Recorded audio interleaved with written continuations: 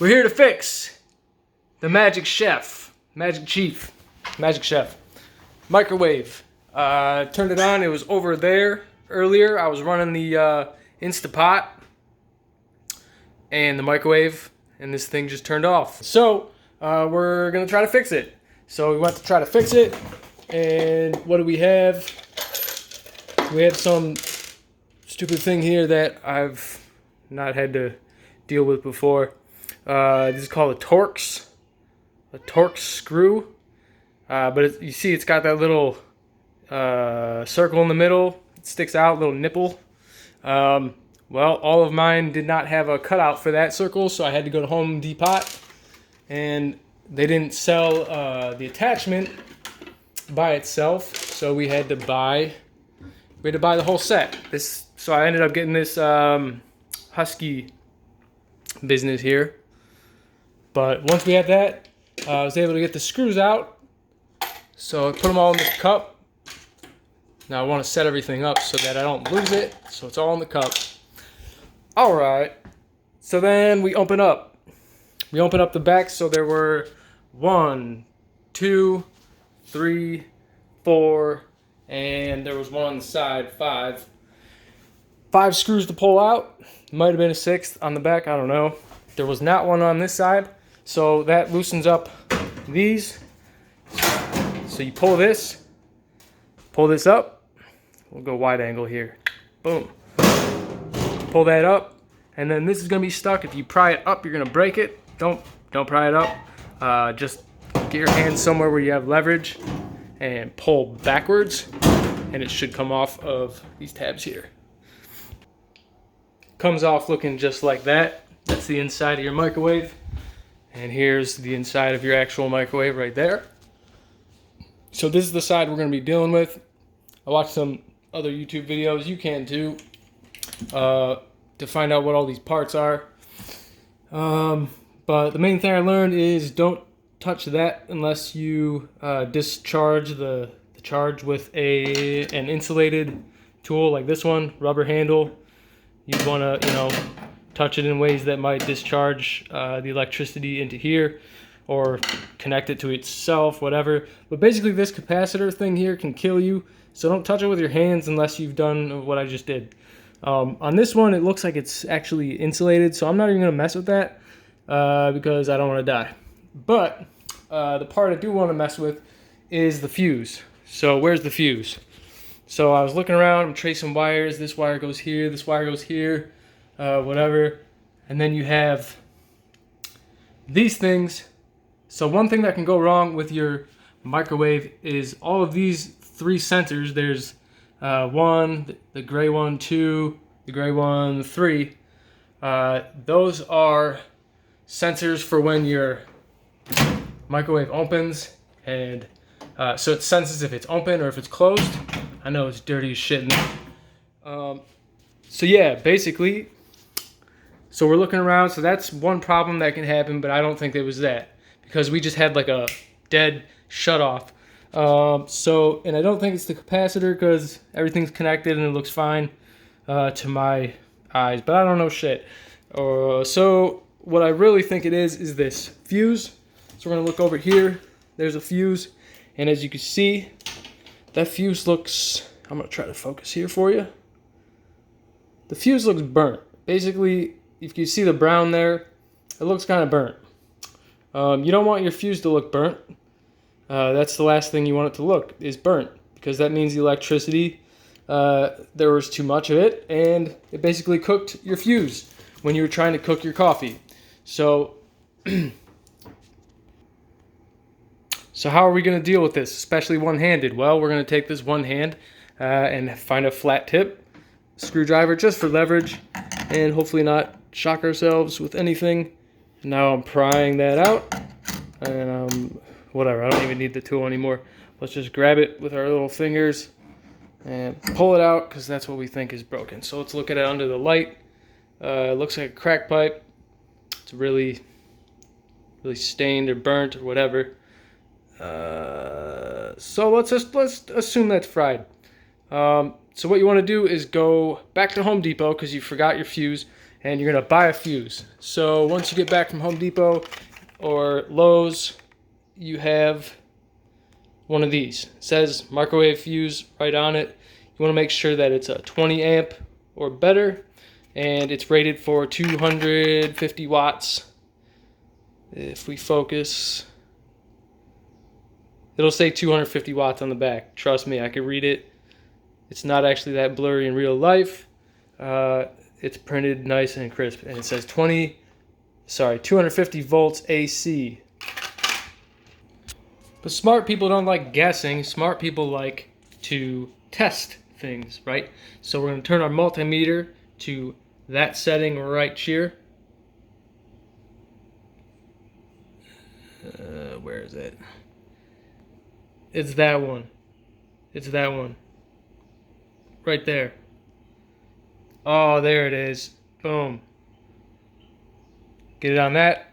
And first, so what should happen is you're testing, is the circuit complete? All right. So when we touch the one side to the other side, if I could do it with one hand, come on, chopsticks.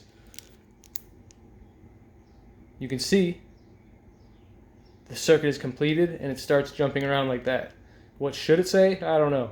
It's whatever voltage is going through, that's what it should read, I think. But at least you know that the multimeter works, okay?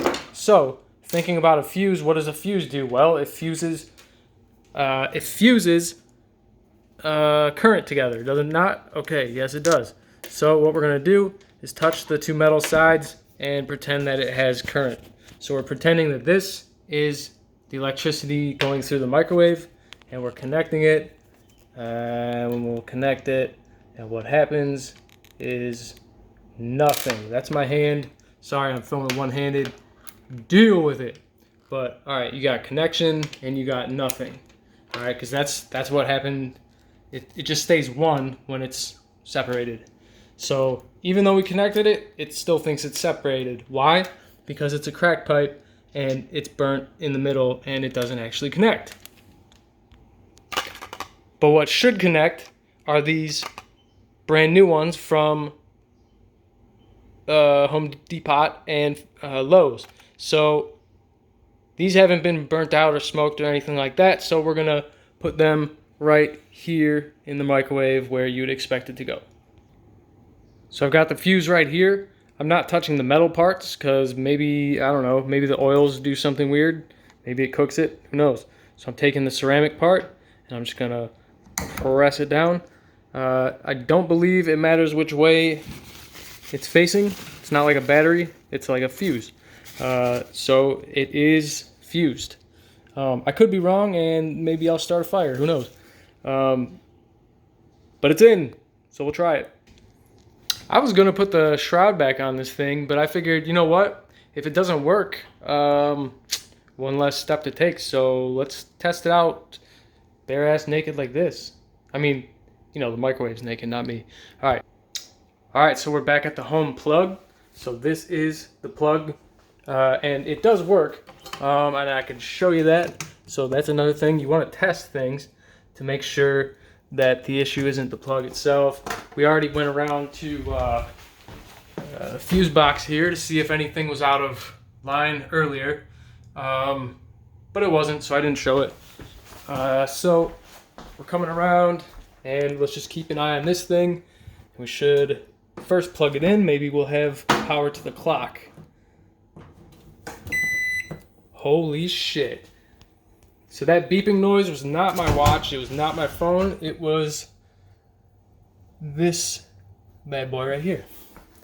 So that means we're getting power. This is a step forward because earlier we did not have power to the machine. So let's run it and see if this fuse blows.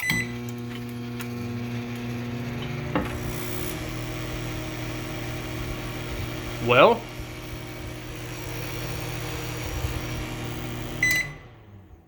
eureka. Okay, so remember, don't touch, I just plugged this thing in, so don't touch the capacitor. It's just been charged. Don't do it. You could die. Just remember that. Safety first. Okay, so we're gonna take this shroud and we're gonna just plop it right on top of here again.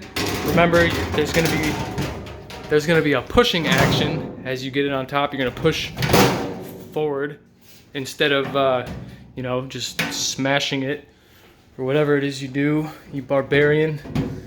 All right, that takes some two-handed finessing there, but you can bend this back this way and then push forward. So you're bending it back, you're fitting the metal tab behind the white tab, and then you're locking it into place, and then you're a couple screws away from being successful, right? Aren't we all? Might want to wear gloves when you're doing this. The bottom edges are sharp. It's like a razor blade. I'm bleeding right now. So we're going to film with, well, whatever.